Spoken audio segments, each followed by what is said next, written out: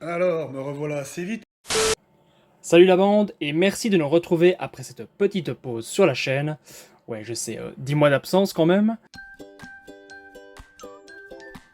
Bon, eh bien, mieux vaut tard que jamais et pour cette nouvelle saison, on va commencer avec de l'excentrique venu d'Europe centrale.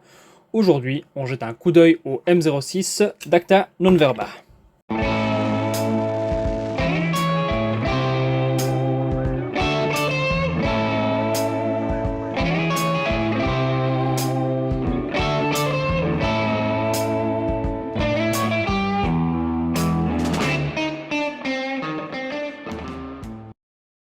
Vous savez, le couteau est certainement l'un des plus anciens outils de l'humanité, et il est assez difficile de réinventer à l'infini une recette qui fonctionne depuis des millénaires. Une lame, un manche et parfois une garde. Alors, quand une marque déjà renommée propose une innovation dans le domaine, moi ça m'intéresse et j'ai du mal à résister, surtout quand c'est pensé pour faire mal. Ensuite, un petit mot sur la marque ANV. Alors, on en avait déjà parlé il y a longtemps avec le M200, hein. Donc un petit rappel s'impose. Acta Non Verba est une marque tchèque fondée au tournant des années 2010 et s'est construite une solide réputation pour des couteaux utilitaires comme tactiques. Matériaux de qualité, procédés de fabrication dernier cri et design élégant font que leurs produits sont de plus en plus appréciés. Alors, qu'en est-il du M06? Eh bien, au premier abord, on peut se demander comment il se tient. Alors, c'est une sorte de petit push dagger un peu cyberpunk, avec sa construction squelette et ses airs qui rappellent un peu, je sais pas moi, des prothèses orthopédiques ou un truc comme ça. Alors, son format mini et son grand trou central permettent cependant de le tenir de plusieurs façons, selon l'utilisation et votre physionomie. Alors, le plus simple, évidemment, c'est comme j'ai déjà montré en push dagger. On peut aussi utiliser, hop, comme ceci, avec le pouce sur le dessus. Bah après, bon, c'est votre imagination la limite, hein, et ça dépendra un petit peu aussi de la taille de vos doigts, mais bon, on peut faire pas mal de petites choses. Voilà, comme ça c'est pas mal aussi pour tailler un petit peu. Bref. Alors, pour ceux que ça intéresserait, ANV propose également ce modèle en matière composite, en GRN, donc un polymère de nylon. Ces dernières années, on va dire que les outils de défense en polymère sont devenus assez populaires, mais attention à ce que vous faites avec, un bande de coquins. De toute façon, l'étude de cette version-là comportera un œillet métallique, donc on ne passera pas les portiques de sécurité avec. Cette version en polymère coûte environ 20 ou 30 euros, ça dépend un petit peu des sites, alors que celle-ci, avec un acier L-Max, et oui, sera plutôt entre voilà, 115 125 euros, encore une fois selon les sites. Sur ce, passons rapidement à la fiche technique. Nous avons donc une forme de lame Warncliffe, un acier L-Max avec une trempe cryogénique. Argument marketing ou vraie plus-value, ça je ne saurais pas vous le dire. La lame est longue de 3,8 cm pour une épaisseur conséquente de 6 mm. La lame est large de 2,4 cm. On a un revêtement Black DLC. La poignée ici est longue de 6,5 cm. La longueur dans ce sens-là est d'un peu moins de 9 cm pour un poids de 39 grammes. Du coup, pas besoin de vous faire un dessin sur son utilisation. Tout le monde sait à quoi sert un push dagger et c'est pas pour se couper une pomme en pique-nique. C'est affreusement barbare. Le M06 est donc parfait comme petit couteau de défense, en port dissimulé ou en backup comme on dit. C'est un petit outil léger et très vulnérant qu'on peut emmener partout ou qu'on peut offrir à madame lorsqu'elle va courir toute seule par exemple. Niveau utilitaire, on va dire qu'il y a mieux sur le marché, hein, et pour cause, la prise en main peu conventionnelle et ses lames courtes limitent grandement ses capacités. Donc ça reste un outil de niche. La réputation des couteaux ANV est bien établie et il en est de même pour la qualité de leurs étuis. Celui du M06 ne déroge pas à la règle, il est composé de deux feuilles de Kydex bien épaisses, avec une rétention parfaitement ajustée. Une fois inséré, il n'y a pas de jeu et l'ensemble de l'anneau reste bien accessible pour un dégainé rapide. Alors, on y retrouve aussi plusieurs œillets et fentes, hein, comme d'habitude, pour attacher n'importe quel système de fixation. Perso, moi j'ai opté pour un Ulticlip Slim, parce que malheureusement, il est vendu sans moyen de fixation.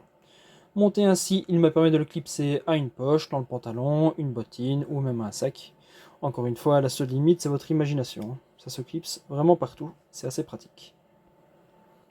Avant de passer au petit test, un bref coup d'œil aux détails et aux finitions, parce que oui, ça reste un bel objet avant tout.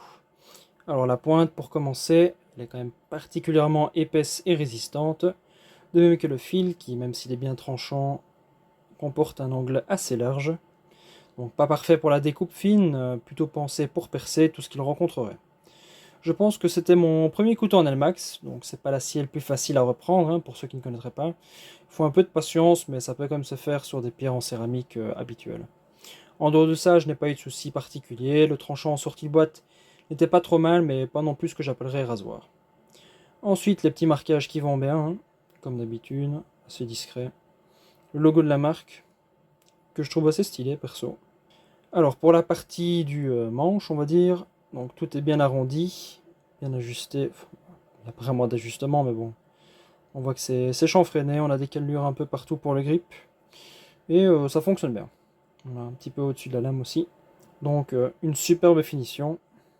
Un bon petit bout d'acier.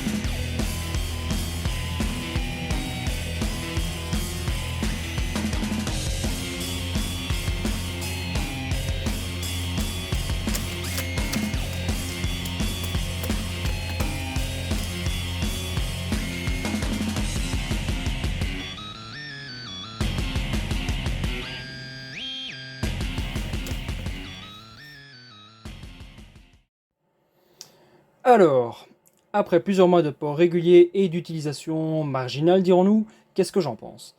Eh bien, je trouve que c'est un petit compagnon sympa, ou en tout cas une chouette pièce de collection avec une construction qui sort quelque peu des sentiers battus.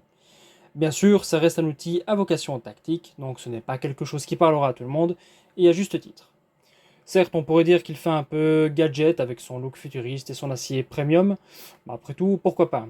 Il reste fin et discret, et une fois bien qu'elle est en main, il vient compenser les griffes ou les crocs dont nous, humains, sommes dénués. Enfin, à moins que vous ne soyez un homme jaguar. Pour la prise en main, franchement, à l'usage, c'est quand même plutôt confortable. Croyez-moi, ça rentre bien, hein. Tester contre des poubelles en fer, ce genre de choses, ça passe. Et pour ceux qui cherchent un push dagger plus traditionnel, on peut toujours se pencher, voilà, du côté de Cold Steel pour du pas cher, ou vers d'autres marques comme Bastinelli, hein, même s'ils deviennent outrageusement chers. Il y en a vraiment pour tous les goûts. Voilà, je pense avoir fait le tour de cette petite terreur, alors n'hésitez pas à donner votre avis en commentaire, à vous abonner ou à vous réabonner si jamais, hein. Et si vous êtes intéressé par ce couteau, je ne peux que vous conseiller la vidéo que Civis Protocol lui a dédiée il y a un petit moment, une bonne source d'infos. Encore une fois, je souhaitais vous remercier, oui, vous, chers abonnés fidèles, d'avoir regardé cette vidéo après cette longue absence de ma part. Et j'espère qu'on se reverra très vite parce que j'ai pas mal de lames à examiner avec vous en vidéo.